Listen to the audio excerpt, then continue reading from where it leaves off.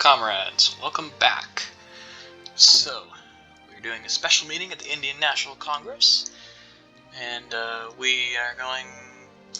Well, I think I'm gonna go with the moderates because I don't know. Well, okay. Let's look through it again. So, Subhas Chandra Bose will not be Totalists will not be defeated. Revoke the landlords. Stuff, and I can either rise the masses and have total war, so two crappy things, or purge and then undo the purge and get a bunch of stuff. Industry is path to victory, spread the revolution. We create an intelligence agency, and we probably want to focus on technology, because this one is really meh. And then at the end, of course, we also get to end the national debate. There's a path to peace for India. We probably don't want to do this because it requires so much luck. It's never going to happen. Hey, that's why it's called the Lucknow Summit. Anyways, if we went this way, path for peace, home defense, even more wars, lose even more war support and all that. Look at that. Oof. People of India first, and then create the Home Guard and form the Communist Army. Now,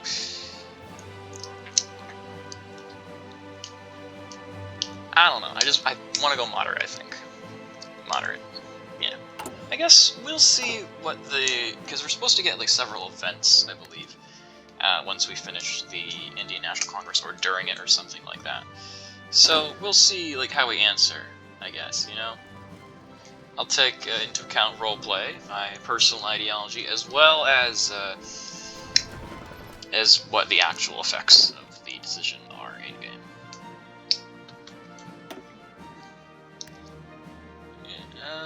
Probably go to Nanjing. Yeah, let's do there.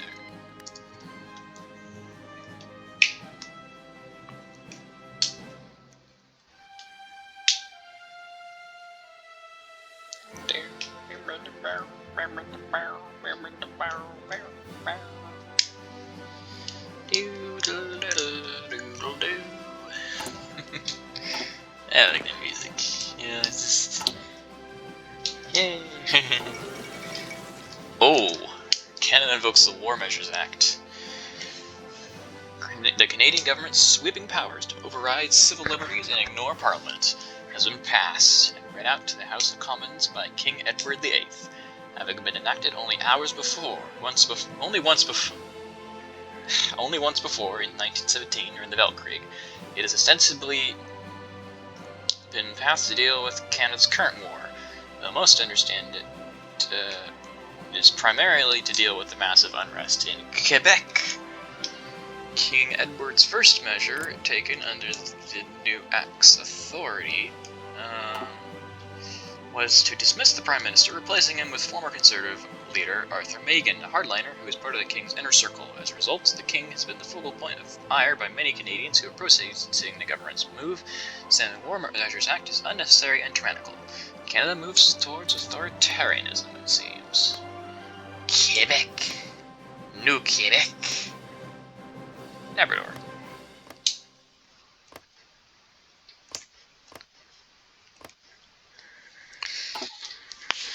Oh, yes.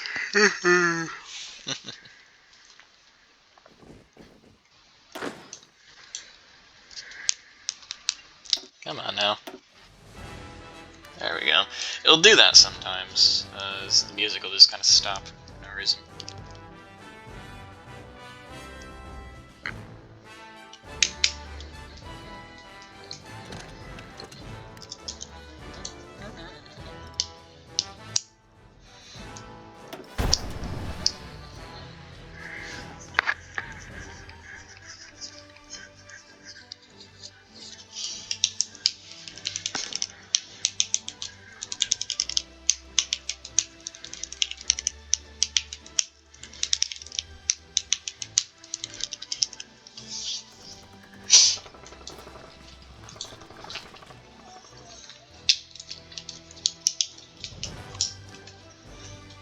Alright, and come on. Let's go West Indies, declared on fascist Puerto Rico. Great. Well, it looks like these guys are kind of doing a naval invasion or something. Coolio.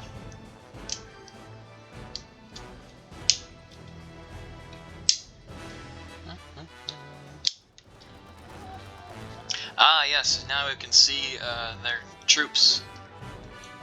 At least some of them. Well, the ones near us. So yeah, alright, good. Coolio. Where we're learning stuff.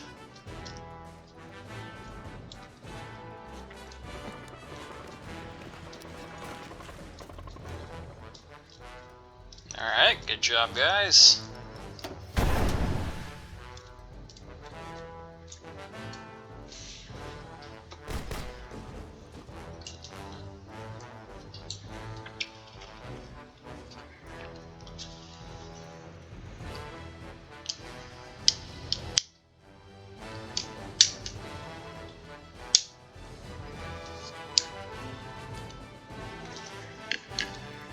Okay, now I've got 100 political power. I'm gonna look really quick, see what we might be able to do. So, can't change any of these guys. I actually never looked at these guys. Alright.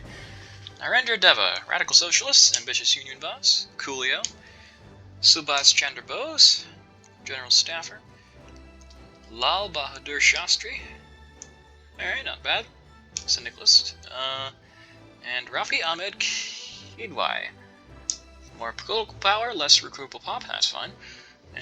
That's totally fine. Alright, so we might want to add maybe an industrial concern. Yeah, that'd be good. Or we could get a chief of staff of some sort. Oh, there's so many choices, though. So many choices! Could also just get more political, or, get more manpower, but we really don't need it, so I think we're fine. Geez, monthly growth, 2,000. We only have 9,000 per division. So, yeah, like, in a year, we probably make enough for 2 divisions. That's insane. We don't need more manpower. We're fine. Get an industrial concern when we have the stuff to do it.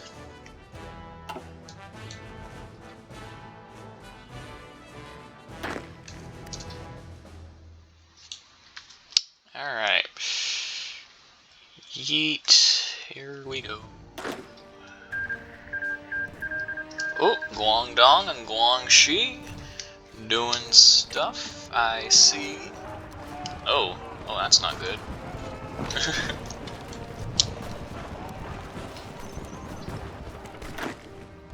Now, before I forget, just to start force attacking, yeah.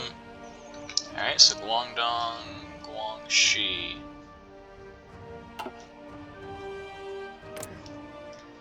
Well, it kind of looks like these guys. The Grand Republican League. No, not Republicans. I guess it was down here. I don't know. Fengshan, Yunnan. I don't know where that was. It was cliques, so it's definitely in China. But otherwise, I don't know. Oh well.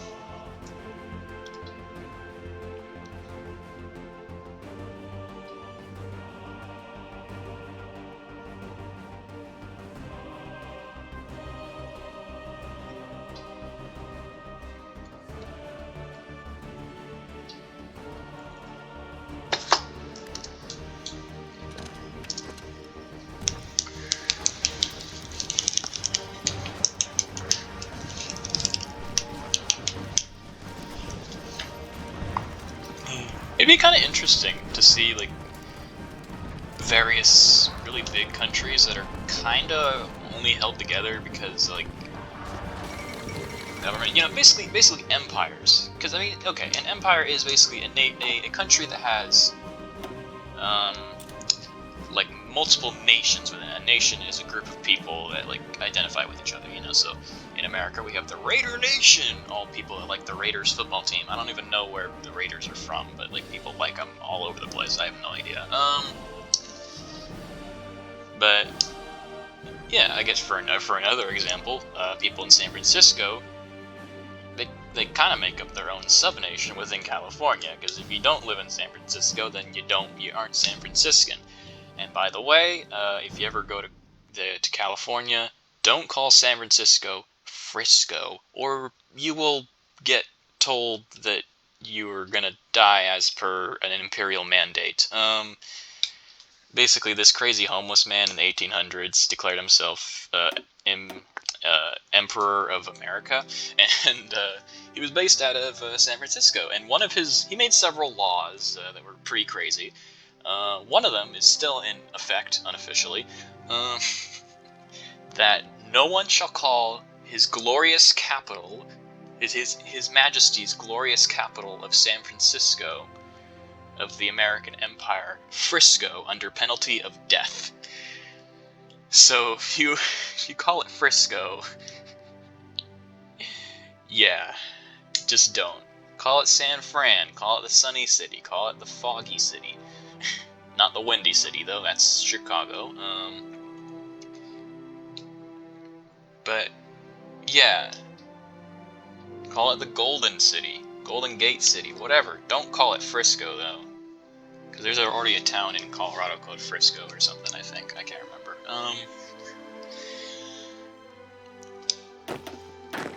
Anyways.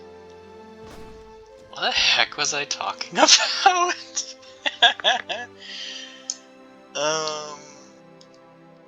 Nations, right. It'd be so interesting to see, like, I don't know, like, India kind of gets split up. Because, I mean, the people in South India are very different from, the Punjab. I guess it's more like here. This is Pakistan. Pakistan's like, yeah, about here-ish. Well, not going to talk about this area. But, yeah, and they're very different from the Bengalese and all that. But yet, like, especially inside the British Empire, they're all within, like, the same, dominion. Or, I mean, kind of the same with Britain a little bit. It's not, it's kind of more of a joke, really, there. It's like, oh, you're a northerner. Because, like, yeah, you take someone from Birmingham and someone from Liverpool, they, like, can't understand each other. Take someone from Hull and then, oh boy, from Leeds, Manchester. Every freaking city has its own accent, I swear.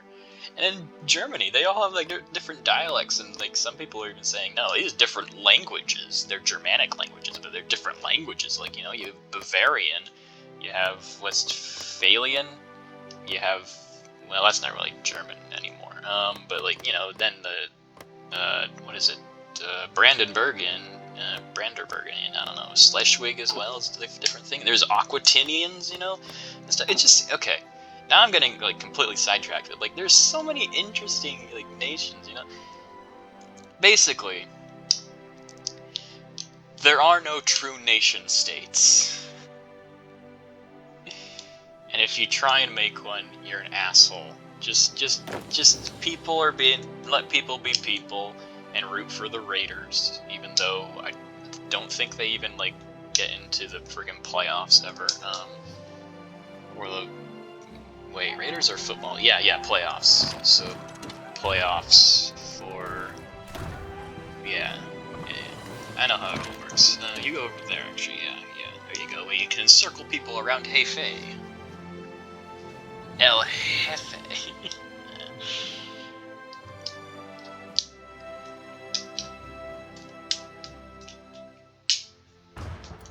Uh-oh. And now we're getting attacked. Ah, Twitter. Uh-oh, now we're getting attacked. Excavation! Would you look at that? And we know we got thingies here. Do we want to do thingies? Oh, those are, like, way ahead of time. No, we don't want to do those.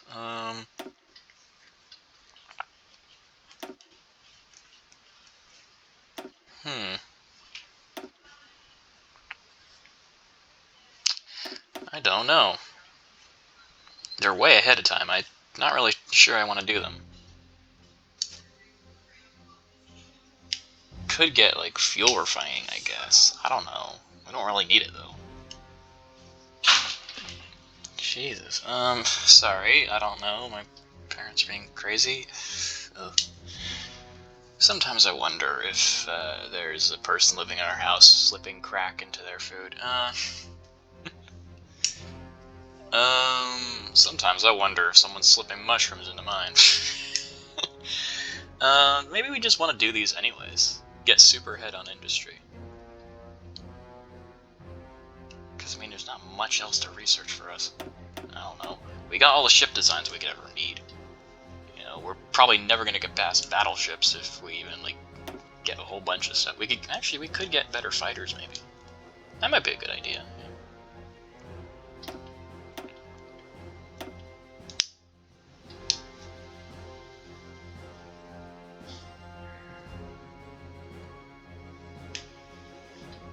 Could get asymmetric radar really quick. I don't know. Let's get a better fighter really quickly.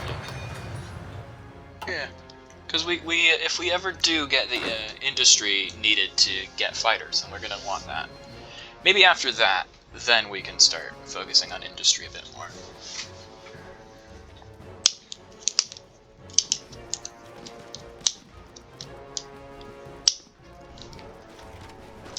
So, anyone gonna come and help me up in the hills above Hefei? No? You're gonna go south, away from the front line? Yeah, okay, cool.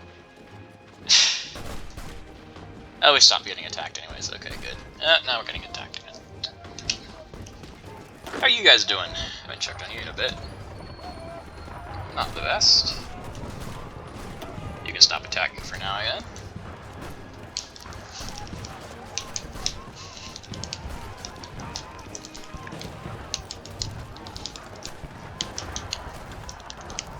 We, like, pretty desperately need to take this, though. Otherwise, these guys are getting surrounded, you know?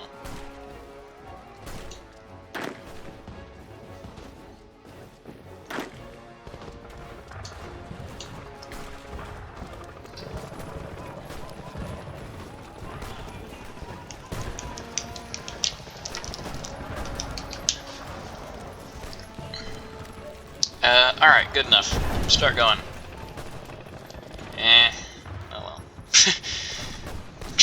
We're trying, guys, we're trying.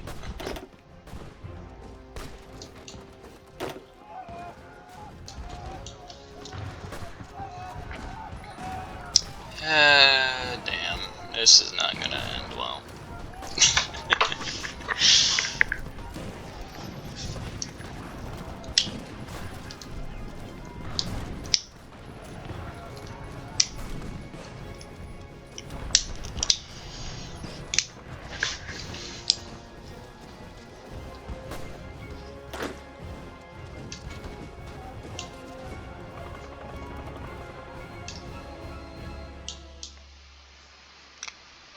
Are you garrisoning? You're garrisoning in Anqing? That doesn't help with, like, resistance or anything, does it? No. Compliance, gang? No. So why are you doing this again? It's not like you're defending from a naval invasion. Like, I can kind of understand the guy in Hangzhou. But, otherwise, no. No, really, like, I don't know, can't understand it, really.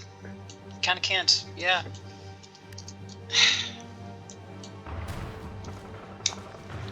Get your ass to the front line, dude.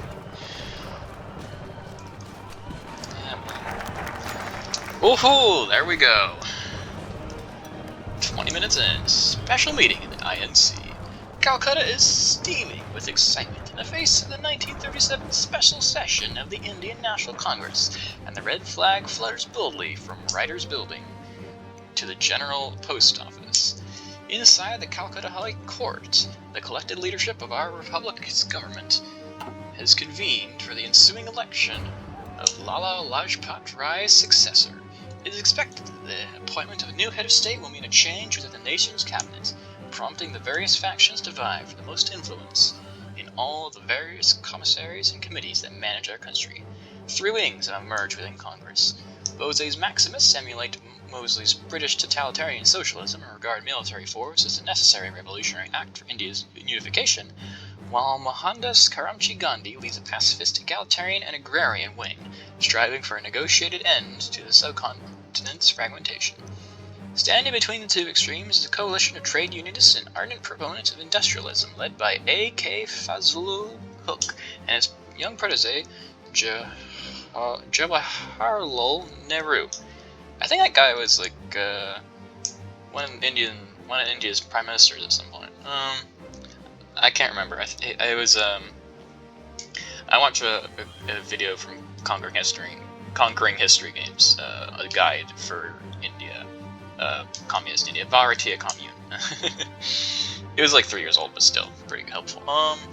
As the opening speeches began to ring across the floor, the 1937 special session seems bound to change the path of free India in the next years. Internal fraction must be quelled. So we can't do anything here until stuff is done. Alright, well, can't do anything over there, so what we want to do? We want to do stuff. Let's expand the National Railroad. Bihar and Orissa. The nation's infrastructure must continue to expand as the first step towards our national recovery. Bihar and Orissa. There's Orissa. Here's Bihar. Okay, yeah. We could use some infrastructure, especially Orissa. Ooh, yeah, we get more resources from that.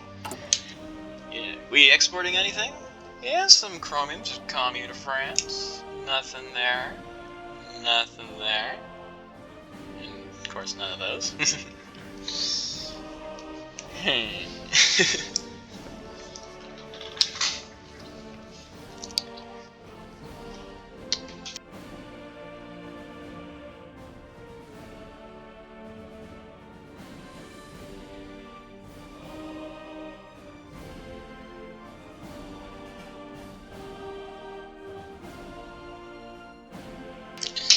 Sorry about that. Fun fact, I'm graduating today. Just realized it's 4 o'clock where I am. Graduation starts at 6, so get ready a bit. Yeah. I guess, usually I make, like, at least for this series, I've been making, like, you know, a session of 3 videos. I think this is only my second one, in this session, so it's gonna be a bit of a shorter session for me. Yeah, it's only my second. Oh, the Tsardom's been restored in Russia. Russian Empire. Yep, suddenly.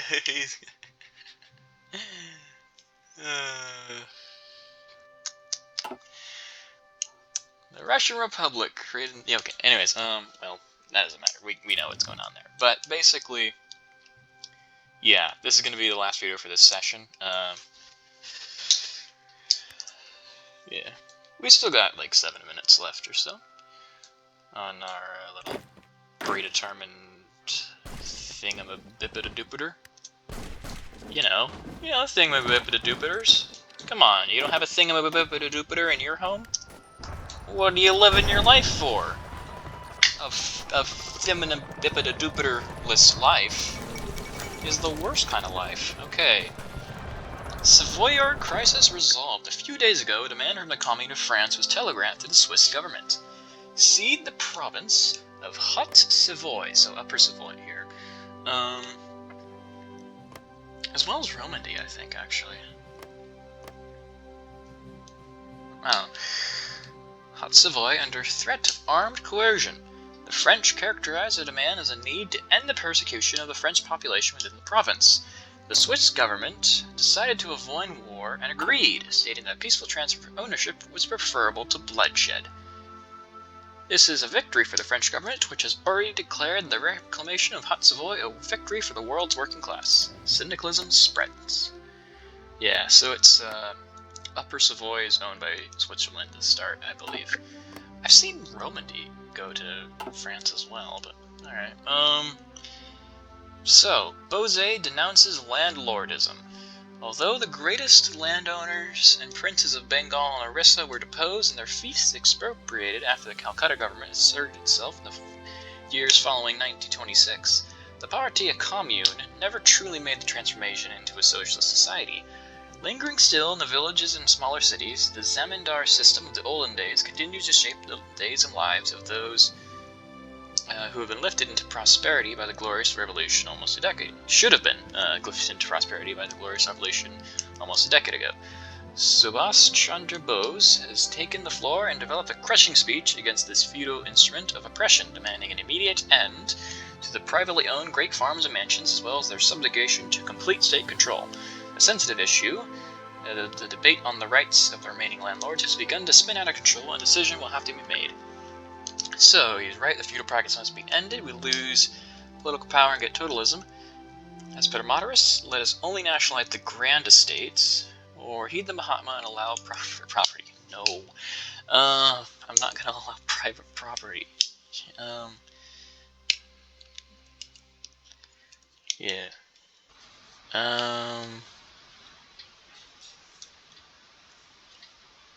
Yeah.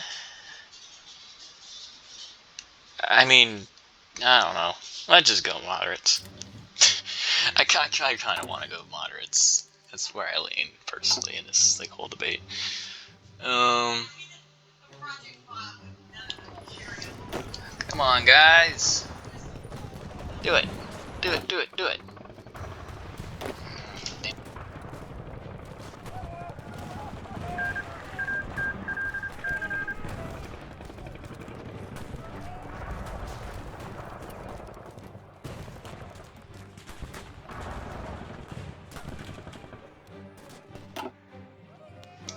Alright, sorry about that again. Yeah, this episode will be ending soon. I told my parents. Yeah.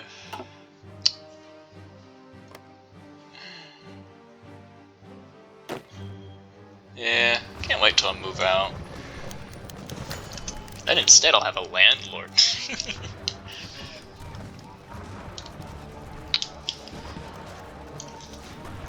Oh wait, actually, I'm sorry. Landlord, landlady, those are both gender terms. Just, I forgot. Leech. Anyways, Jawaharlal Nehru laments the state of industry. At the end of the first week of the special session, young Jawaharlal Nehru has taken the floor, arguing for a further increase to our nation's industrial output and greater economic control by the state. Opposed to this stands the Gandhian wing of Congress.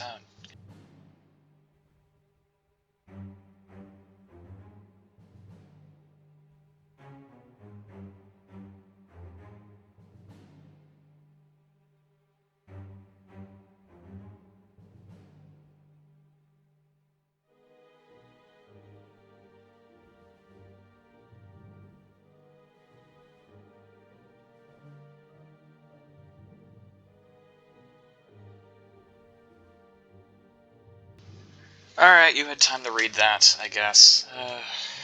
My god. How many...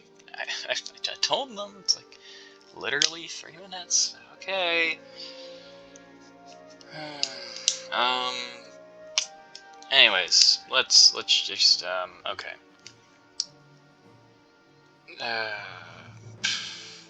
Let's just look at the options. So, industry and agriculture must both be expanded no matter the cost. We lose a bunch of political power, get totalism.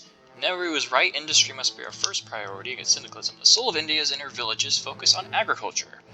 We gain political power. That could be pretty nice. It's like a month of political power. Not like the most important thing. At the same time, though, it is tempting. And I mean, industry is our first priority.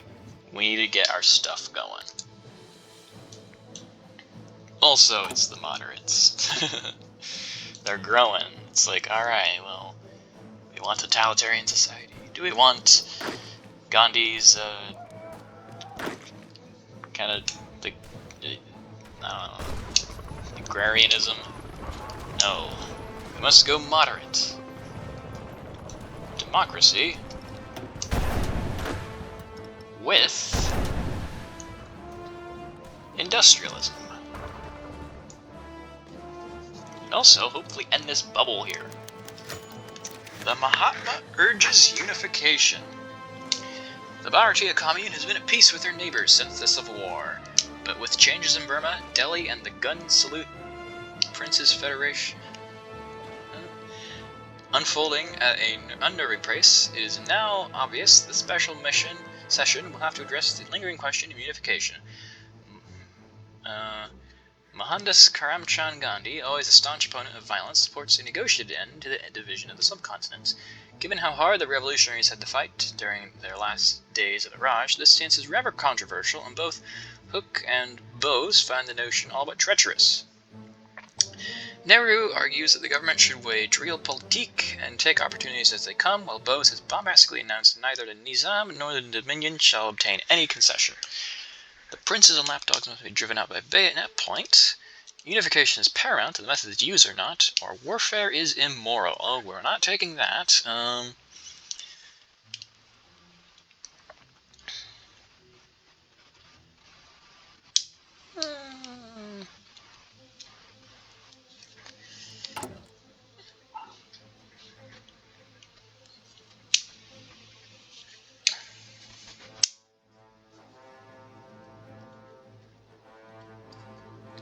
Unification. Paramount. Pictures. Limited.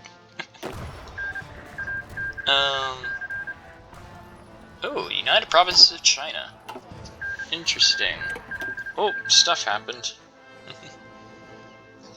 Hold on, let's check out the stuff. Okay, Paraguay got annexed by Bolivia. Hello? Oh! Oh no, what is that? Oh god, that is awful. I think it's because Patagonian Workers' Front is a puppet of Chile. Anyways, Guangzhou federal government proclaimed their power base secure in the prosperous city of Guangzhou. The federalist movement in China has proclaimed their own rival government. Chen Jiangming, Governor General of the Yinguang and commander of his National Defense Army, declared his intention to bring together the desperate provincial governments throughout the country, tackle the war of the problem head-on, and restore local democracy where bandits and party dictators refuse to negotiate and reform. While short on declaring war on the internationally recognized government of China, it is clear that when Chen's power base is secured in the south, the cautious leader would move north when the time is right, should rival leaders refuse his demands for political and economic reforms. Another one! It's getting ridiculous. The session endorses Hooke's moderates. Sweeping into office, AK-47 Fazlul Hooke and young Nehru have soundly defeated all opposition to their pragmatic line of realpolitik. With Congress behind them, the new government will be able to enforce realistic, just, and revolutionary policies throughout India. Already, news of the election has spread into the interior of our small republic, prompting spontaneous celebrations in many villages. From now on, our goal and objectives are clear-cut. Total unification at any price. Let the ruling classes tremble. We gain political power. The moderates become the ruling party. Public elections will not be held. Well, we just held one, but whatever. Jawaharlal Nehru is the new head of government. He is a syndicalist, a flamboyant brute. We lose political power, but we gain stability and horsepower. That kind of sucks. Oh well. And we got Vallabhbhai. We got Patel, who is an iron-fisted brute for a syndicalist foreign minister. That does nothing. Okay. La Bahadur Shastri as our economic minister, a syndicalist, an administrative genius, construction speed, research speed, factory output. Okay, cool. That's good. And Sarojini Naidu, which grants Minister of the Interior, a syndicalist, leader of the people, stability and resistance growth speed. Okay, cool. And then a bunch of people like us.